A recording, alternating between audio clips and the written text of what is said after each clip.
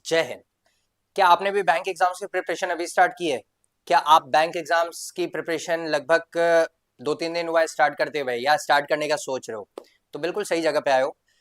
बच्चे, आप होता क्या है ना, बहुत सारे आप में से ऐसे स्टूडेंट्स होंगे जो किसी भैया दीदी से, किसी से अपने किसी से मतलब अपने रिलेटिव में सुन के, या कुछ वैकेंसीज देख के मोटिवेट होके आप यहाँ पे आते हो।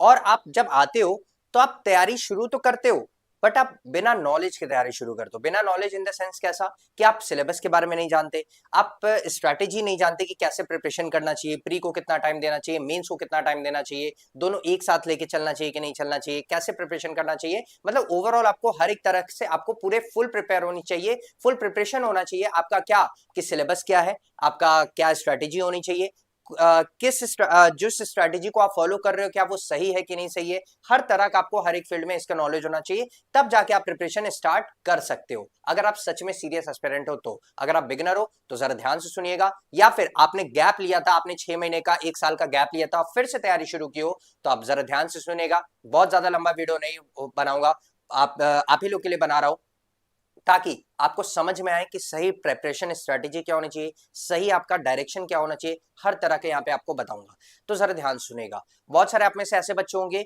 जो प्रिपरेशन तो स्टार्ट कर चुके हैं, ज्यादा दिन हुआ नहीं है, बट उनको सिलेबस के बारे में नॉलेज नहीं है, बस वो पढ़े जा रहे हैं।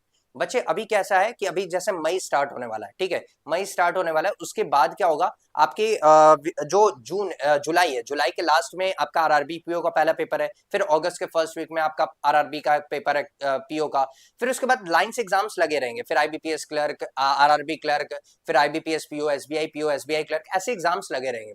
तो अब आप क्या टारगेट कर रहे हो, आप ये सोच रहे हो कि सर जुलाई में पेपर है, इसका प्रिपरेशन अगर अभी से स्टार्ट करते हैं, अप्रैल के लास्ट से या फिर मई के फर्स्ट वीक से अगर अभी से स्टार्ट करते हैं, तो आप क्या करोगे, जल्दी जल्दी जल्दी जल्दी सिलेबस कंप्लीट करने का कोशिश करोगे। और वही जल्दी जल्दी करने में आप क्या करोगे, अपना बेसिक कॉन्सेप्ट को अपना हटा दोगे, और जो क्वेश्चन आपको प्रैक्टिस कराया जाएगा वो तो आप समझ जाओगे, बट बेसिक कॉन्सेप्ट अगर क्लियर नहीं रहेगा तो आपको दिक्कत आएगी मेंस में। जब आप मेंस पे बैठोगे तो आप अगर क्वेश्चंस एग्जामिनर घुमा के पूछ देगा, तो आप क्या करोगे, आप नहीं समझ पाओगे उस क्वेश्चन को, तो आप क्या करोगे, उस क्वेश्चन को छोड़ दोगे। लेकिन बाकी जो बच्चे हैं जो 1 साल से प्रिपरेशन कर रहे हैं, जिनको हर तरह का नॉलेज हो चुका है कि क्या प्रिपरेशन स्ट्रैटेजी होनी चाहिए, कैसे प्रिपरेशन करना चाहिए, हर तरह का उनको हर एक फील्ड में नॉलेज हो चुका है, और आप क्या हो, अभी आप बिगिनर हो, तो मैं यही आप लोग को बोलूंगा कि आप अभी आरआरबी पीओ या फिर आरआरबी क्लर्क टारगेट मत करो। इस वजह से टारगेट मत करो, अगर मान लो आपने टारगेट कर भी लिया है, अगर मान लो आपने टारगेट कर भी लिया है, तो उसको छोड़ दीजिए। अभी इसलिए छोड़ दीजिए क्योंकि अगर मान लीजिए, अगर आप एग्जाम दिए, ठीक है, आप एग्जाम दो, अगर मान लीजिए आपका क्लियर नहीं हुआ, आपने आप सिलेबस आप मान लो आप जुलाई तक कंप्लीट कर लिए, फिर आपका एग्जाम्स क्लियर नहीं हुआ, प्री क्वालिफाई नहीं हुआ, या फिर मेंस भी क्वालिफाई नहीं हुआ, तो आप क्या करोगे, सेल्फ डाउट करने लगोगे, खुद पे डाउट करने लगोगे कि यार मैं तो प्रिपरेशन हर तरह से किया था, पूरा सिलेबस मैंने कंप्लीट किया, बहुत सारे प्रैक्टिस क्वेश्चंस लगाए थे, एक एक चैप्टर का 100-100 क्वेश्चंस लगा लिया था, फिर भी नहीं हुआ। क्यों नहीं हुआ, क्योंकि आपने सही स्ट्रैटेजी फॉलो नहीं की, आपने सही डायरेक्शंस फॉलो नहीं किया। इस वजह से आप क्या करोगे, उस पूरे प्रिपरेशन की बैंड बजा दोगे। जी हाँ, तो इस वजह से सही प्रिपरेशन, सही स्ट्रैटेजी, हर तरह का आपको नॉलेज होना बहुत जरूरी है। मेरा नाम है स्वप्निल तिवारी, मैं आप लोगों को क्वांटिटेटिव एप्टीट्यूड यानी गणित को आसान बनाने का काम करता हूं। आपके इसी YouTube channel DNS competitive exam में बहुत सारी प्लेलिस्ट है, जो कि फ्री फाउंडेशन बैच अभी आपका चल रहा है, आप वहां पे आइए, उसको पढ़िए, पूरा बेसिक से पढ़िए। अभी मैं दिखाऊंगा आप लोग को कि कैसे आप लोग को पढ़ना है, क्या पढ़ना है, कैसे नहीं, क्या क्या पढ़ना चाहिए, क्या क्या नहीं पढ़ना चाहिए।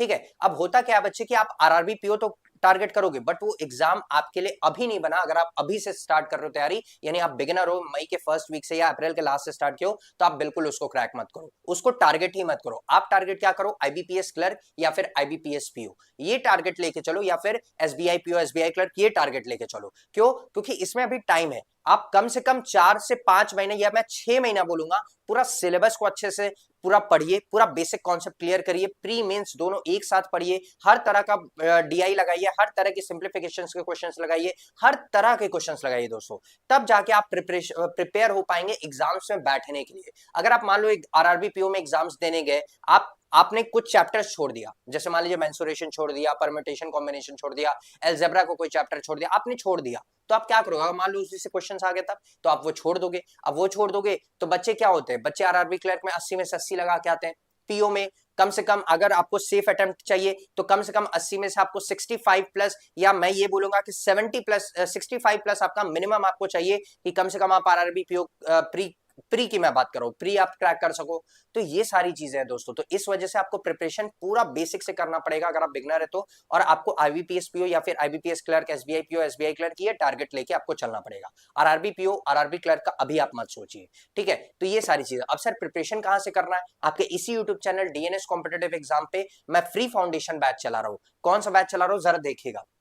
जब आप अपने यूट्यूब चैनल पे आएंगे ना, DNS competitive exam YouTube channel पे, तो जब आप देखेंगे, ध्यान से देखिएगा दोस्तों, इस पे आएंगे, जब आप प्लेलिस्ट में जाएंगे, जब आप प्लेलिस्ट में जाएंगे, आप नीचे स्क्रॉल डाउन करेंगे ना, तो यहाँ एक मैथ्स और quantitative aptitude free foundation batch करके है। जब आप इस पर टैप करेंगे तो आपको क्या क्या मिलेगा? जब आप सबसे पहला वीडियो देखेंगे तो क्वांटिटेटिव एप्टीट्यूड का कंप्लीट स्ट्रेटेजी वीडियो मिलेगा कि कंप्लीट स्ट्रेटेजी क्या होनी चाहिए, ये सारी चीजें मैंने आपको बताई हुई है। फिर आपको स्पीड मैथ्स, वैदिक मैथ्स, फिर उसके बाद परसेंटेज, फ्रैक्शन, ये क्या नाम, percentage to fraction, simplification, approximation, missing number series, wrong number series, हर तरह का मैंने आपको यहाँ पे वीडियो कराया है। अब सोचिए परसेंटेज पे लगभग मैंने कितने लेक्चर्स लिए? लगभग आपका 6 लेक्चर मैंने परसेंटेज पे लिया हुआ है। हर एक तरह का मैंने आपको क्वेश्चन यहाँ पे करा दिया हूं दोस्तों। तो ये सारी चीजें मैंने आपको करा दी है, ratio, proportion, mixture, alligation, profit loss, partnership, हर तरह का। अभी एजेस के चैप्टर चल रहे हैं, तो आप आइए, सीखिए, अपने प्रिपरेशन को एक बूस्टअप दीजिए, अपने प्रिपरेशन में एक कॉन्फिडेंस लाइए, और उसके बाद आप टारगेट करिए बड़े एग्जाम्स को, ठीक है। मैं चाहता तो आपका क्रैश कोर्स निकाल देता कि आ जाओ 2 महीने में ये क्रैश कोर्स कर लो, 3 महीने में ये क्रैश कोर्स कर लो, आरआरबी पीओ क्लियर कर लो, आरआरबी क्लियर कर लो। नहीं, क्रैश कोर्स उसी के लिए होता है जो बेसिक से अच्छे से पढ़ा होता है। अगर आपने बेसिक नहीं पढ़ा हुआ है या अभी आप बेसिक्स पढ़ना चाह रहे हो, तो आप पहले यहां से बेसिक्स क्लियर करो, आप बड़े एग्जाम्स को क्रैक करने की कोशिश करो, आईबीपीएस पीओ, आईबीपीएस क्लियर, ये सारे एग्जाम्स को टारगेट करो, ठीक है। और जो बच्चे पुराने हैं वो आप आइए, यहाँ पे आपका मेंस का भी क्लास चल रहा है, आपका सब चीज यहाँ पे आपको फ्री ऑफ कॉस्ट पढ़ाया जा रहा है दोस्तों। कुछ ऐसा नहीं है जो आपको यहाँ पे, और कंटेंट की क्वालिटी, आप आइए एक बार क्लास करके देखिए, हर तरह से आप एक एक चीज समझिए, आपको बहुत अच्छा लगेगा। जितने बच्चे नए हैं एक बार चैनल को सब्सक्राइब करके बेल आइकन प्रेस कर लीजिएगा और इस वीडियो को लाइक जरूर करिएगा। Thank you so much. आइए मिलते हैं रोज सुबह क्लास में, तब तक के लिए जय हिंद।